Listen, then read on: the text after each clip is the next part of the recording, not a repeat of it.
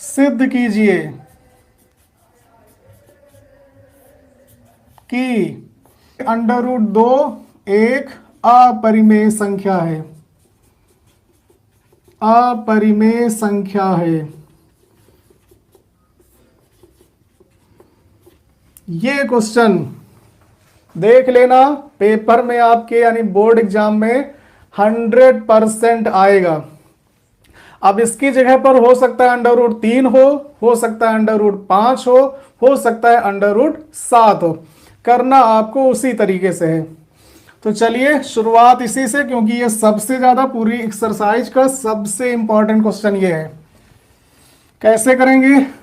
हमें प्रूव करना है कि √2 एक अपरिमेय संख्या है, ठीक। लेकिन अपरिमेय के बारे में हम लोगों को ज्यादा जानकारी नहीं है। ज्यादा जानकारी हमें परिमेय के बारे में है, तो क्यों ना हम इसको परिमेय मान लें, है ना। इसको क्या करेंगे? परिमेय संख्या मान करके हल करेंगे और परिमेय के जितने भी पैरामीटर्स हैं उन पर इसको तौलेंगे। अगर ये उस पर खरा उतरती है तो ये परिमेय हो जाएगी, अगर नहीं खरा उतरती है तो ये अपरिमेय हो जाएगी। समझ में आ गया?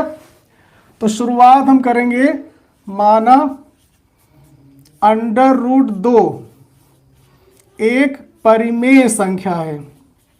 इसका उल्टा मानेंगे। क्यों मानेंगे? इसकी वजह भी है, क्योंकि परिमेय के बारे में हम लोग ज्यादा जानकारी रखते हैं, अपरिमेय के बारे में कम जानकारी, ठीक। तो माना √2 एक परिमेय संख्या है। अब परिमेय किसे कहते हैं? जो P/Q के रूप में होती है, तो ये भी P/Q के रूप में होगी, जो कि P/Q के रूप में है। कोई दिक्कत? √2 को हमने मान लिया एक परिमेय संख्या है। अब ये परिमेय है तो ये P/Q के रूप में होगी। अब P और Q है क्या? आपको पता होगा P/Q का मतलब क्या होता है? P पूर्णांक और Q भी पूर्णांक, यानी P और Q पूर्णांक है। और यहां पर जब हम परिमेय संख्या की बात करते हैं तो कोई भी भिन्न हो तो उसको सरल करके लिखते हैं, मतलब इनका कोई भी उभयनिष्ठ गुणनखंड ना हो।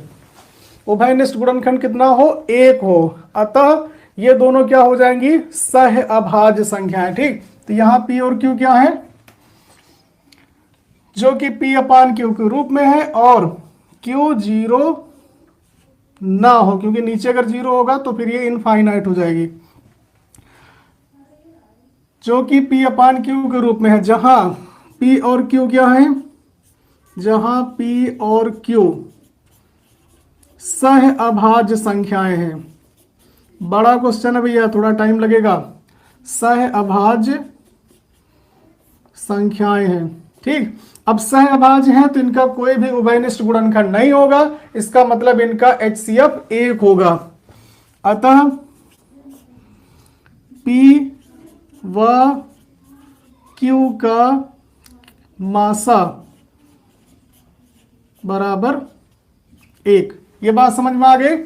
चलो अब आगे बढ़ते हैं। हमने इसको माना है P/Q के रूप में, तो इसको हम लिख भी सकते हैं, यानी √2 बराबर हो जाएगा P/Q, ठीक।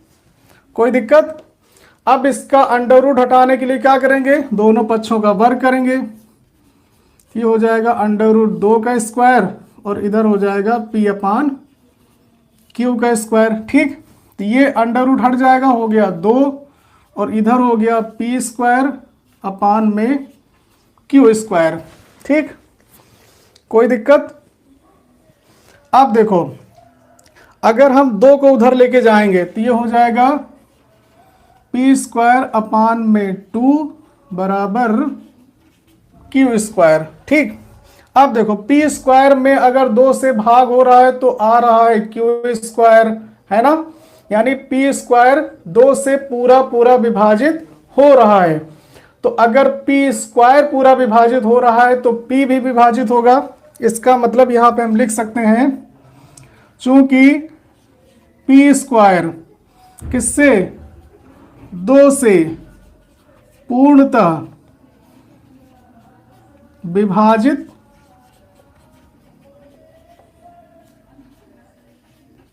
यहां पे क्या है? देखो जब पी स्क्वायर में 2 से भाग हो रहा है तो क्यू स्क्वायर आ रहा है, क्यू भी तो पूर्णांक है, इसका मतलब पी स्क्वायर 2 से विभाजित हो रहा है। ठीक, या यहां पे लिख लो हो रहा है, विभाजित हो रहा है, इसलिए P भी 2 से पूर्णतया विभाजित होगा।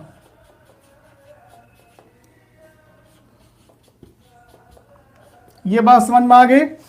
अब P जो है वो 2 से विभाजित हो रहा है, इसका मतलब 2 क्या है, P का भी एक गुणनखंड है ना। इसका मतलब देखो कोई भी संख्या जैसे 6 2 से पूरी तरह विभाजित हो रहा है, मतलब भाग करने पर पूर्णांक ही आ रहा है, 3 आएगा। तो इसका मतलब क्या है, जो 2 है वो 6 का एक फैक्टर है, एक गुणनखंड है। तो यहां पे क्या हो रहा है, 2 P को पूरी तरह विभाजित कर रहा है, इसका मतलब 2 P का एक गुणनखंड होगा, यहां से पता चल गया।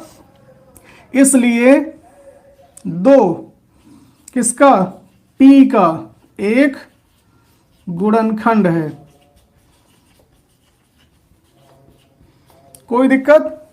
चलो एक पार्ट आपका मान के चलो हो गया। अब इसी को थोड़ा और आगे बढ़ाएंगे, ये सिलेबस आपका हटा दें, समझ में आ ही गया है। इतनी बात समझ में आ गई। अब इसको थोड़ा सा और आगे बढ़ाएंगे। यहां पता चला कि जो 2 है वो P का एक गुणनखंड है, मतलब पूरी तरह विभाजित कर रहा है। तो अब इसको हम मान लेंगे, माना कि अगर P में 2 से भाग करेंगे तो क्या होगा, कोई ना कोई पूर्णांक आएगा, क्योंकि P 2 से पूरी तरह विभाजित हो रहा है। 2 P का एक गुणनखंड है, तो ये पूरी तरह विभाजित करेगा, और पूरी तरह विभाजित करेगा तो रिजल्ट क्या आएगा, कोई ना कोई पूर्णांक आएगा, और इस पूर्णांक को हमने मान लिया R। कोई दिक्कत? तो ये क्या हो जाएगा, P बराबर हो जाएगा 2R, स्क्वायर करेंगे दोनों तरफ का, तो P का स्क्वायर बराबर 2R का स्क्वायर, तो ये हो गया P स्क्वायर बराबर 2 दूनी 4 R स्क्वायर। अब यहां से P स्क्वायर का मान रखेंगे, P स्क्वायर का मान क्या है, 2Q स्क्वायर। P स्क्वायर का मान क्या है, 2Q स्क्वायर। तो यहां पर हो जाएगा 2Q स्क्वायर बराबर 4R स्क्वायर, 4 इधर आएगा तो 2Q स्क्वायर अपान में 4 बराबर R स्क्वायर, 2 से कैंसिल हो जाएगा, Q स्क्वायर अपान में 2 बराबर R square. Same condition, P square upon में 2 बराबर Q स्क्वायर, यहाँ Q स्क्वायर अपान में 2 बराबर R स्क्वायर। यहाँ पे क्या लिखा था कि P स्क्वायर 2 से विभाजित हो रहा है, तो P भी 2 से विभाजित होगा, तो यहाँ क्या लिखेंगे, Q स्क्वायर 2 से विभाजित हो रहा है, इसका मतलब Q भी 2 से विभाजित होगा। यहाँ पे क्या मिला था कि 2 P का एक गुणनखंड है, तो यहाँ क्या मिलेगा, 2 Q का भी एक गुणनखंड है। समझ में आ गया? तो ये जो पूरा सेंटेंस है आपको यहां भी लिखना है कि चूंकि Q स्क्वायर किससे, 2 से पूर्णतया विभाजित हो रहा है, दिख रहा है ना आपको, विभाजित हो रहा है, ठीक, इसलिए Q भी 2 से पूर्णतया विभाजित होगा, पूर्णतया विभाजित होगा। और पूर्णतया विभाजित होने का मतलब है कि इसका भी फैक्टर होगा, इसलिए 2Q का भी एक गुणनखंड होगा। बात समझ में आ गई? अब इन दोनों बातों को आप मिला के देखें, यहां पे क्या रिजल्ट आया था कि 2P का भी एक गुणनखंड है, और यहां पे क्या आ गया, 2Q का भी एक गुणनखंड है। दोनों को अगर हम मिलाएं तो क्या बनेगा कि 2 पी और क्यू दोनों का, देखो इसका भी गुणनखंड है, इसका भी है, इसका मतलब दोनों का है, तो दो पी और क्यू दोनों का उभयनिष्ठ गुणनखंड है, कॉमन फैक्टर, उभयनिष्ठ गुणनखंड है। और उभयनिष्ठ गुणनखंड को क्या कहते हैं? HCF। इसलिए P व Q का मासा बराबर क्या हो जाएगा? 2। समझ में आ गया? लेकिन यहां P और Q का मासा हमने क्या माना है? 1, और आया क्या? 2। इसका मतलब क्या हुआ? हमारी जो मान्यता है वो गलत है। समझ में आ गई बात? P और Q का मासा हमने क्या माना था? 1, निकल के क्या आया? P और Q का मासा 2। बात गलत हो गई। इसका मतलब हम क्या लिखेंगे? अतः हमारी मान्यता गलत है। अतः हमारी मान्यता गलत है। कौन सी मान्यता? ये मान्यता जो हमने माना था। क्या माना था? परिमेय संख्या। भैया ये परिमेय नहीं है,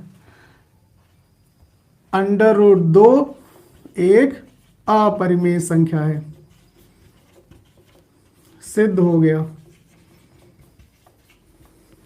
कोई दिक्कत? ये है 2023 का मोस्ट वांटेड क्वेश्चन। 100% पेपर में आना इसका तय है।